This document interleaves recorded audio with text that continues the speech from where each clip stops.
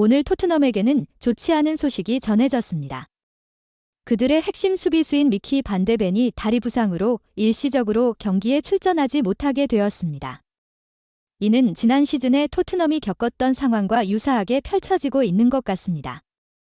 당시 팀은 시즌 초반 무패 행진을 이어가다가 부상으로 인해 연속 패배를 맛봤습니다. 이번 시즌에도 토트넘은 비슷한 상황에 직면해 있으며 첼시와의 첫 패배가 다가올 어려움의 시작을 알리고 있습니다. 반데벤의 상황에 대해 함께 살펴보겠습니다. 토트넘 내부 소식에 정통한 폴 오키프 기자는 지난 15일 한국 시간 SNS를 통해 팬들의 질문을 받던 중 판더펜 부상 정도에 대해 입을 열면서 눈길을 끌었다. 네덜란드 수비수 판더펜은 2023-24 시즌을 앞두고 토트넘이 수비 보강을 위해 야심차게 영입한 센터백이다. 2001년생으로 어린 나이에 독일 분데스리가 볼프스부르크에서 좋은 활약을 펼치면서 재능을 인정받았다. 시즌 초반이지만 판더펜 영입은 현재까지 대성공이다.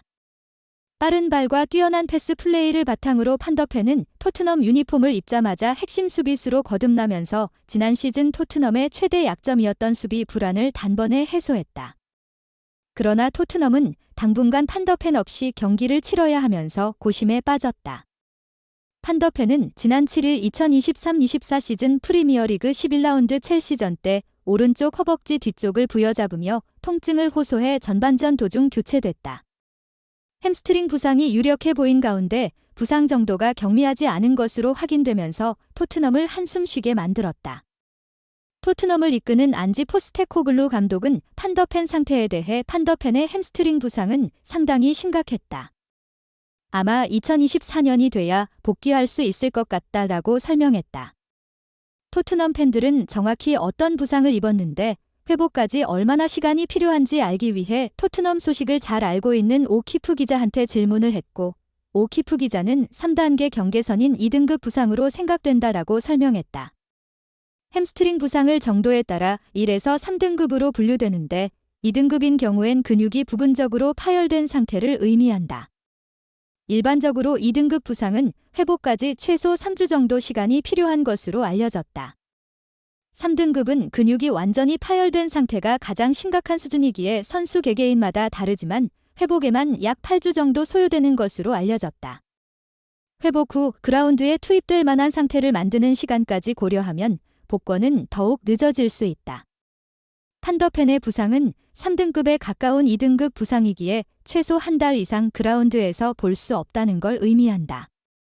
포스테코글루 감독의 발언대로 2024년 새해가 돼야 경기장에 복귀할 가능성도 매우 높다. 이는 토트넘이 전반기 잔여 경기를 판더펜 없이 치러야 한다는 것을 의미한다. 토트넘은 리그 12라운 울버햄프턴 원더러스 원정 경기에서 판더펜과 첼시전 때 퇴장을 당해 징계를 받은 크리스티안 로메로의 부재를 이겨내지 못하고 후반 추가 시간에 내리 2실점을 하면서 1대2로 역전패했다. 첼시전에서 다이렉트 퇴장을 받은 로메로는 앞으로 리그 2경기만 더 결장하면 다시 그라운드에 나설 수 있지만 판더펜 없이 홀로 토트넘 수비진을 이끌어야 하는 상황에 처하게 됐다. 한편 판더펜이 당분간 전력에서 이탈한 가운데 그의 공백을 메꿀 수비수는 잉글랜드 센터백 에릭 다이어가 될 전망이다. 지난 시즌까지 토트넘 주전이었던 다이어는 경기 중 실수가 잦아 팬들의 신임을 잃어 올 시즌 계속 벤치만 지키다가 첼시전 때 교체로 들어오면서 시즌 첫 출장에 성공했다. 이날 토트넘이 로메로와 데스티니 우도기 2명이 퇴장당한 가운데 다이어는 예상외로 좋은 모습을 보이면서 호평을 받았다. 오프사이드로 취소되긴 했지만 멋진 슈팅으로 득점까지 성공했다. 다만 선발로 나선 울버햄프턴전 때는 경기 막판에 리드를 지키지 못하고 2골을 내주면서 비난을 피하지 못했다. 토트넘은 향후 판더펜이 빠져있는 동안 다이어의 경기력을 확인한 뒤 1월 겨울 이적 시장 때 수비수 보강을 진행할지 결정할 것으로 예상됐다. 울버햄튼과의 경기가 끝난 지 3일이 지나고 4일째가 되었지만 많은 국내 축구 팬들은 토트넘의 1대2 역전패에 대한 분노를 가라앉히지 못하고 있습니다. 그들은 일부 선수들을 강하게 비판하며 그들이 패배의 주된 원인이라고 지적하고 있습니다. 그러나 일부 의견에서는 특정 선수들을 지목하여 그들에게 화를 내는 것이 마녀 사냥과 범인 찾기의 전형적인 형태라고 규정하면서 토트넘이 강한 팀이 아니기 때문에 울버햄튼에게 패배하는 것은 그다지 놀라운 일이 아니라고 말합니다. 하지만 일부 전문가들은 다이어와 다른 선수들이 실제로 잘했거나 적어도 평균 이상의 성적을 냈다는 구체적인 증거를 제시해야 하며 단지 주관적인 견해에만 의존하여 객관적인 데이터에 기반한 분석인 것처럼 말하는 것은 잘못된 접근이라고 반박합니다. 또한 그날 경기에서 토트넘의 일부 선수들이 감독의 지시를 따르지 않고 마음대로 행동했다는 비판을 하는 인터뷰가 있었다고 합니다. 손흥민과 연결되어 골이 될 수 있었던 중요한 기회들이 일부 이기적이고 결단력 없는 선수들에 의해 날아갔습니다. 토트넘 내부 인터뷰에서 누구에 대해 얘기하고 있었으며 다이어 외에 또 다른 이기적인 선수는 누구이며 포스테코글루 감독이 이런 선수들을 계속 사용하는 진짜 생각은 무엇인지에 대해 풋볼 매거진이 자세히 분석할 예정입니다. 울버햄튼에게 2대1로 역전패한 후 영국 축구계에 폭풍이 가라앉을 기미가 보이지 않습니다. 90분 동안 1대0으로 이기고 있었던 경기를 연장 시간에 2골을 허용하며 패배하여 일부 팬들은 이길 수 있었던 경기를 놓쳤다고 생각하고 있으며 다른 일부 팬들은 90분 내내 압도당했기 때문에 이길 경기가 아니었다고 분노를 표출하고 있습니다. 현재 국내외 주요 축구 커뮤니티와 SNS는 서로 다른 의견들로 아수라장이 되어 있습니다. 그러나 토트넘에서 뛰고 있는 한 선수의 인터뷰가 공개되어 영국 축구 팬들의 관심을 끌고 있습니다. 14일 풋볼 런던은 토트넘의 한 선수가 포스테코글루 감독의 명확한 지시를 무시한 동료들을 비판했다고 보도했습니다. 그는 동료들이 선택한 안전지향적인 플레이에 대해 화를 냈습니다. 그날 우리는 경기를 완벽하게 통제하지 못했습니다. 상대는 특히 경기 막판에 정말 좋은 골 기회를 만들었죠.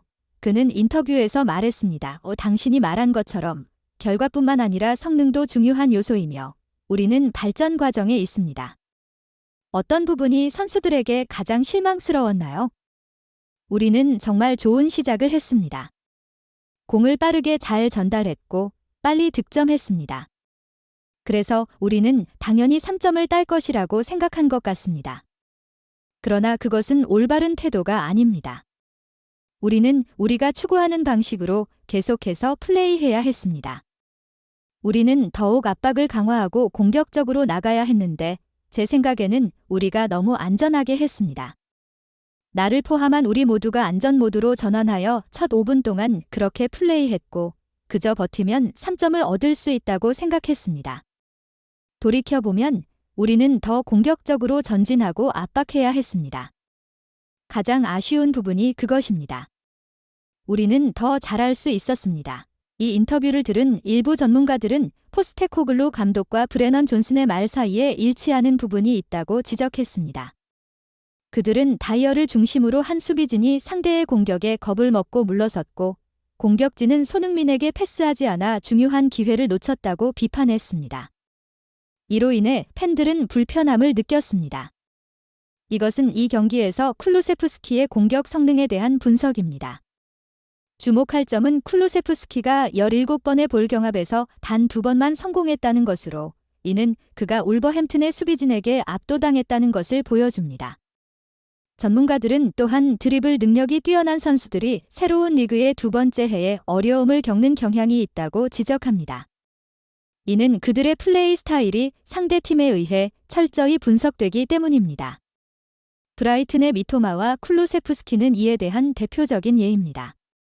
만약 그들이 전 시즌의 성능을 두 번째 해에도 유지한다면 그것은 그들의 드리블이 세계적인 수준임을 입증하는 것이 될 것입니다. 전문가들은 계속해서 분석하며 일부 팬들은 쿨루세프스키의 패스 타이밍이 다소 늦다고 지적합니다. 이는 그가 왼발을 지나치게 선호하기 때문에 오른쪽 측면에서 손흥민에게 오른발로 패스하는 것이 힘들다는 것입니다. 이로 인해 공을 왼발로 옮겨야 하며 이는 공격의 템포를 늦추는 결과를 낳습니다. 전문가들은 상대가 쿨루세프스키의 플레이 스타일을 잘 파악하고 있으며 이것이 그가 공격에서 효과를 발휘하는 데 어려움을 겪는 이유라고 분석합니다.